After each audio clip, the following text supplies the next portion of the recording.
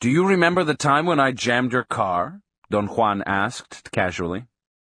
His question was abrupt and unrelated to what we'd been talking about. He was referring to the time when I couldn't start the engine of my car until he said I could. I remarked that no one could forget such an event. "That was nothing," Don Juan asserted in a factual tone. "Nothing at all. True, Genaro?" "True," Don Genaro said indifferently. "What do you mean?" I said in a tone of protest. "What you did that day was something truly beyond my comprehension." "That's not saying much," Don Genaro retorted. They both laughed loudly, and then Don Juan patted me on the back. "Genaro can do something much better than jamming your car," he went on. "True, Genaro?" "True," Don Genaro replied, puckering up his lips like a child. "What can he do?" I asked, trying to sound unruffled. "Genaro can take your whole car away," Don Juan exclaimed in a booming voice, and then he added in the same tone, "True, Genaro?" "True," Don Genaro retorted, in the loudest human tone I'd ever heard. I jumped involuntarily. My body was convulsed by 3 or 4 nervous spasms. "What do you mean, he can take my whole car away?" I asked. "What did I mean, Genaro?" Don Juan asked. "You meant that I can get into his car, turn the motor on, and drive away," Don Genaro replied with unconvincing seriousness. "Take the car away, Genaro," Don Juan urged him in a joking tone. "It's done," Don Genaro said, frowning and looking at me askew. I noticed that as he frowned, his eyebrows rippled, making the look in his eyes mischievous and penetrating. "All right," Don Juan said calmly. "Let's go down there and examine the car." "Yes," Don Genaro echoed. "Let's go down there and examine the car." They stood up very slowly. For an instant I didn't know what to do, but Don Juan signaled me to stand up. We began walking up the small hill in front of Don Juan's house. Both of them flanked me, Don Juan to my right and Don Genaro to my left. They were perhaps 6 or 7 feet ahead of me, always within my full field of vision. "Let's examine the car," Don Genaro said again. Don Juan moved his hands as if he were spinning an invisible thread. Don Genaro did likewise, and repeated, "Let's examine the car." They walked with a sort of bounce. Their steps were longer than usual, and their hands moved as though they were whipping or batting some invisible objects in front of them. I'd never seen Don Juan clowning like that, and felt almost embarrassed to look at him. We reached the top, and I looked down to the area at the foot of the hill some 50 yards away where I'd parked my car. My stomach contracted with a jolt. The car wasn't there. I ran down the hill. My car wasn't anywhere in sight. I experienced a moment of great confusion. I was disoriented. My car had been parked there since I arrived early in the morning. Perhaps half an hour before, I'd come down to get a new pad of writing paper. At that time, I'd thought of leaving the windows open because of the excessive heat, but the number of mosquitoes and other flying insects that abounded in the area had made me change my mind, and I'd left the car locked as usual. I looked all around again. I refused to believe that my car was gone. I walked to the edge of the cleared area. Don Juan and Don Genaro joined me and stood by me, doing exactly what I was doing, peering into the distance to see if the car was somewhere in sight. I had a moment of euphoria that gave way to a disconcerting sense of annoyance. They seemed to have noticed it, and began to walk around me, moving their hands as if they were rolling dough in them. "What do you think happened to the car, Genaro?" Don Juan asked in a meek tone. "I drove it away," Don Genaro said, and made the most astounding motion of shifting gears and steering. He bent his legs as though he were sitting, and remained in that position for a few moments, obviously sustained only by the muscles in his legs. Then he shifted his weight to his right leg and stretched his left foot to mimic the action on the clutch. He made the sound of a motor with his lips, and finally, to top everything, he pretended to have hit a bump in the road and bobbed up and down, giving me the complete sensation of an inept driver that bounces without letting go of the steering wheel. Don Genaro's pantomime was stupendous. Don Juan laughed until he was out of breath. I wanted to join them in their mirth, but I was unable to relax. I felt threatened and ill at ease. An anxiety that had no precedence in my life possessed me. I felt I was burning up inside, and began kicking small rocks on the ground, and ended up hurling them with an unconscious and unpredictable fury. It was as if the wrath was actually outside of myself and had suddenly enveloped me. Then the feeling of annoyance left me, as mysteriously as it had hit me. I took a deep breath and felt better. I didn't dare to look at Don Juan. My display of anger embarrassed me, but at the same time, I wanted to laugh. Don Juan came to my side and patted me on the back. Don Genaro put his arm on my shoulder. "It's all right," Don Genaro said. "Indulge yourself, punch yourself in the nose and bleed. Then you can get a rock and knock your teeth out. It'll feel good. And if that doesn't help, you can mash your balls with the same rock on that big boulder over there." Don Juan giggled. I told them that I was ashamed of myself for having behaved so poorly. I didn't know what had gotten into me. Don Juan said that he was sure I knew exactly what was going on, that I was pretending not to know, and that it was the act of pretending that made me angry. Don Genaro was unusually comforting. He patted my back repeatedly. "It happens to all of us," Don Juan said. "What do you mean by that, Don Juan?" Don Genaro asked, imitating my voice, mocking my habit of asking Don Juan questions. Don Juan said some absurd things, like, "When the world is upside down, we are right side up. But when the world is right side up, we are upside down. Now, when the world and we are right side up, we think we're upside down." He went on, talking gibberish, while Don Genaro mimicked my taking notes. He wrote on an invisible pad, enlarging his nostrils as he moved his hand, keeping his eyes wide open and fixed on Don Juan. Don Genaro had caught on to my efforts to write without looking at my pad, in order to avoid altering the natural flow of conversation. His portrayal was genuinely hilarious. I suddenly felt very at ease, happy. Their laughter was soothing. For a moment, I let go and had a belly laugh. But then my mind entered into a new state of apprehension, confusion, and annoyance. I thought that whatever was taking place there was impossible. In fact, it was inconceivable according to the logical order by which I am accustomed to judge the world at hand. Yet, as the perceiver, I perceived that my car wasn't there. The thought occurred to me, as it always had happened when Don Juan had confronted me with inexplicable phenomena, that I was being tricked by ordinary means. My mind had always, under stress, involuntarily and consistently repeated the same construct. I began to consider how many Confederates Don Juan and Don Genaro would have needed in order to lift my car and remove it from where I'd parked it. I was absolutely sure that I had compulsively locked the doors. The handbrake was on, it was in gear, and the steering wheel was locked. In order to move it, they would have had to lift it up bodily. That task would have required a labor force that I was convinced neither of them could have brought together.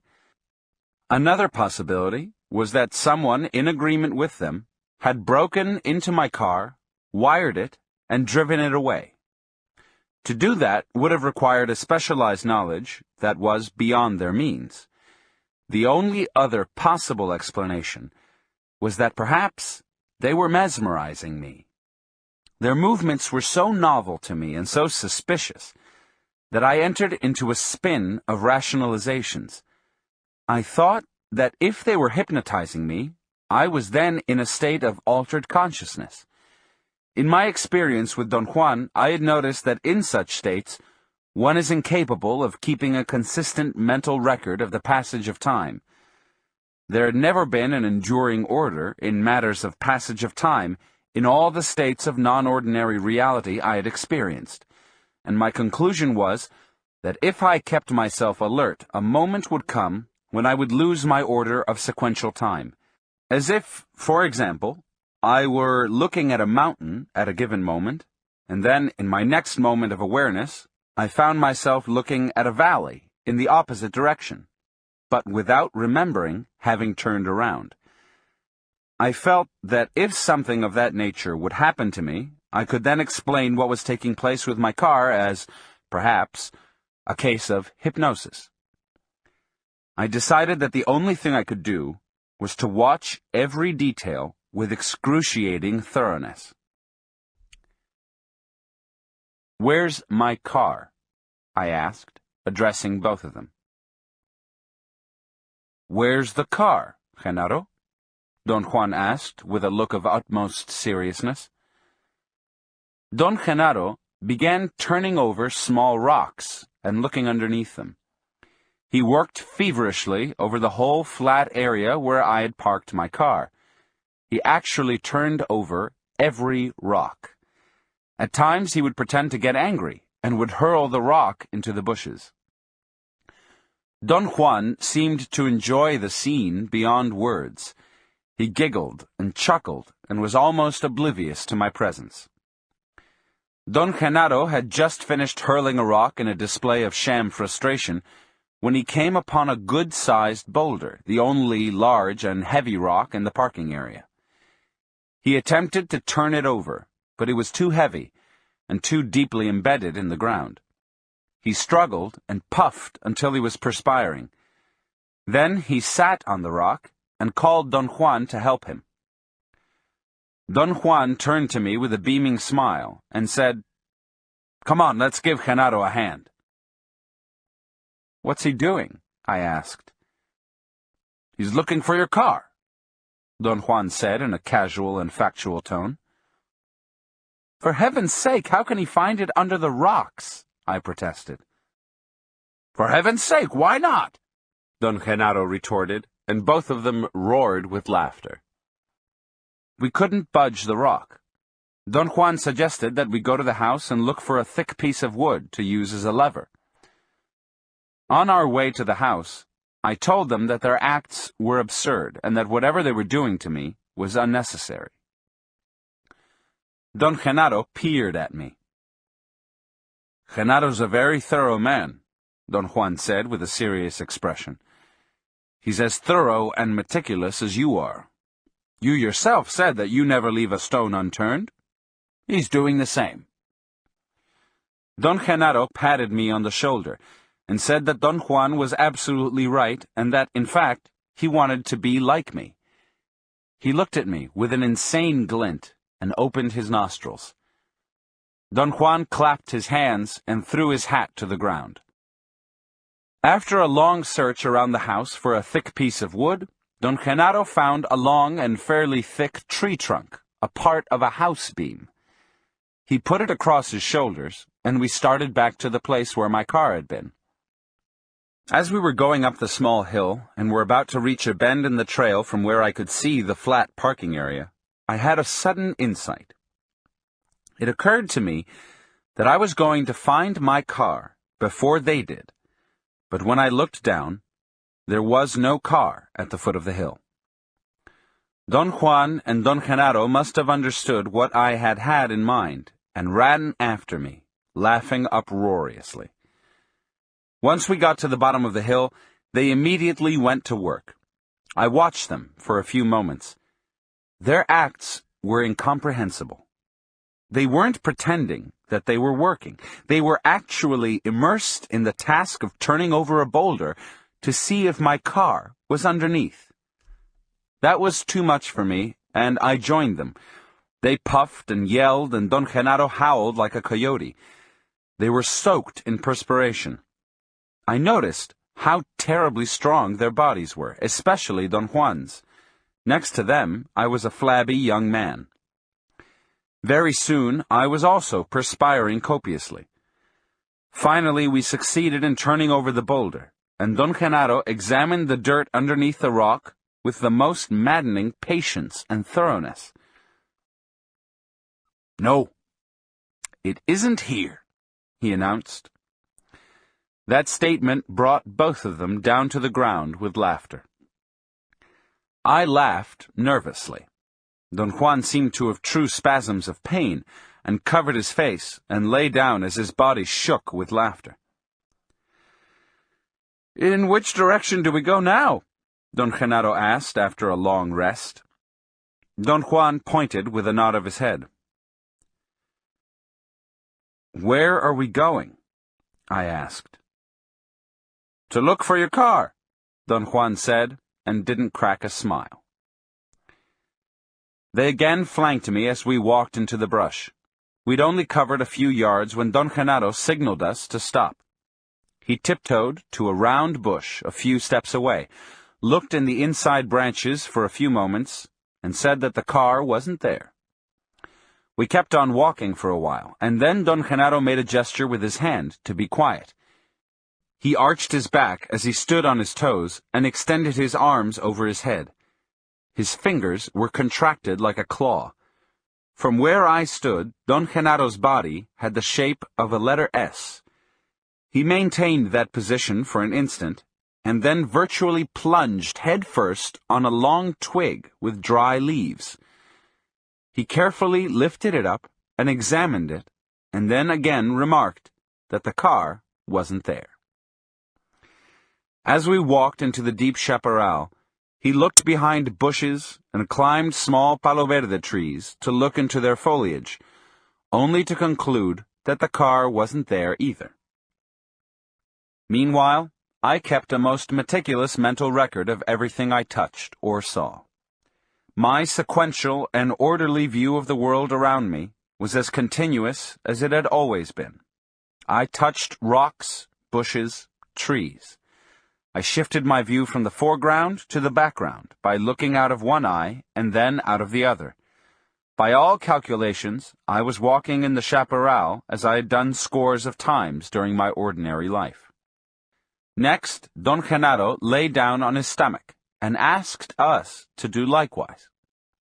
He rested his chin on his clasped hands. Don Juan did the same.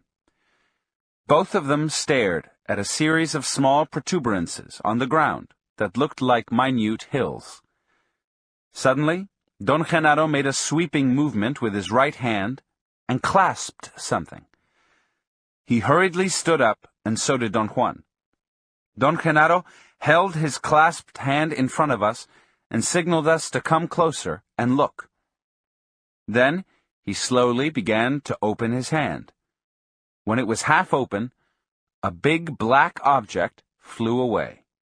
The motion was so sudden, and the flying object was so big that I jumped back and nearly lost my balance. Don Juan propped me up. "That wasn't the car," Don Genaro complained. "It was a goddamn fly. Sorry." Both of them scrutinized me.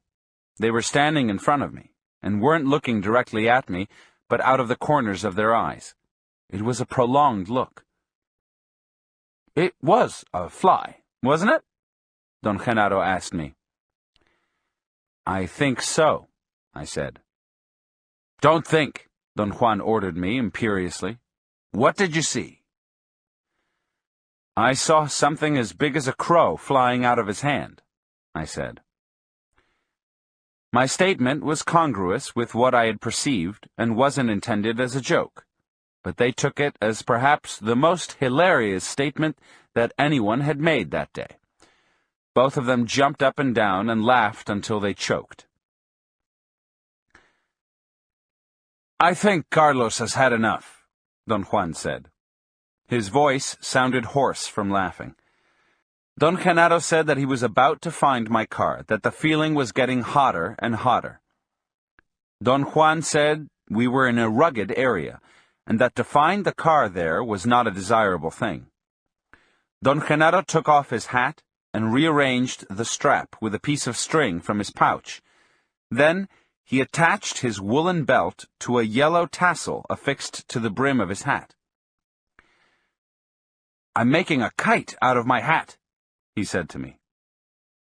I watched him, and I knew that he was joking. I had always considered myself to be an expert on kites. When I was a child, I used to make the most complex kites, and I knew that the brim of the straw hat was too brittle to resist the wind. The hat's crown, on the other hand, was too deep, and the wind would circulate inside it, making it impossible to lift the hat off the ground. "You don't think it'll fly, do you?" Don Juan asked me. "I know it won't," I said. Don Genaro was unconcerned and finished attaching a long string to his kite hat. It was a windy day, and Don Genaro ran downhill as Don Juan held his hat. Then Don Genaro pulled the string, and the damn thing actually flew. "Look! Look at the kite!" Don Genaro yelled. It bobbed a couple of times, but it remained in the air. "Don't take your eyes off of the kite," Don Juan said firmly. For a moment, I felt dizzy. Looking at the kite, I had a complete recollection of another time. It was as if I were flying a kite myself, as I used to when it was windy in the hills of my hometown. For a brief moment, the recollection engulfed me, and I lost my awareness of the passage of time. I heard Don Genaro yelling something, and I saw the hat bobbing up and down, and then falling to the ground, where my car was. It all took place with such speed that I didn't have a clear picture of what had happened. I became dizzy and absent-minded. My mind held on to a very confusing image. I either saw Don Genaro's hat turning into my car, or I saw the hat falling over on top of the car. I wanted to believe the latter, that Don Genaro had used his hat to point at my car. Not that it really mattered. One thing was as awesome as the other. But just the same, my mind hooked on that arbitrary detail in order to keep my original mental balance. "Don't fight it," I heard Don Juan saying. I felt that something inside me was about to surface. Thoughts and images came in uncontrollable waves, as if I were falling asleep. I stared at the car, dumbfounded. It was sitting on a rocky, flat area about 100 feet away. It actually looked as if someone had just placed it there. I ran towards it and began to examine it. "God damn it!" Don Juan exclaimed. "Don't stare at the car! Stop the world!" Then, as in a dream, I heard him yelling, "Genaro's hat! Genaro's hat!" I looked at them. They were staring at me directly. Their eyes were piercing. I felt a pain in my stomach. I had an instantaneous headache and got ill. Don Juan and Don Genaro looked at me curiously. I sat by the car for a while, and then, quite automatically, I unlocked the door and let Don Genaro get in the back seat. Don Juan followed him and sat next to him. I thought that was strange because he usually sat in the front seat. I drove my car to Don Juan's house in a sort of haze. I wasn't myself at all. My stomach was very upset, and the feeling of nausea demolished all my sobriety. I drove mechanically. I heard Don Juan and Don Genaro in the back seat, laughing and giggling like children. I heard Don Juan asking me, "Are we getting closer?" It was at that point that I took deliberate notice of the road. We were actually very close to his house. "We're about to get there," I muttered. They howled with laughter.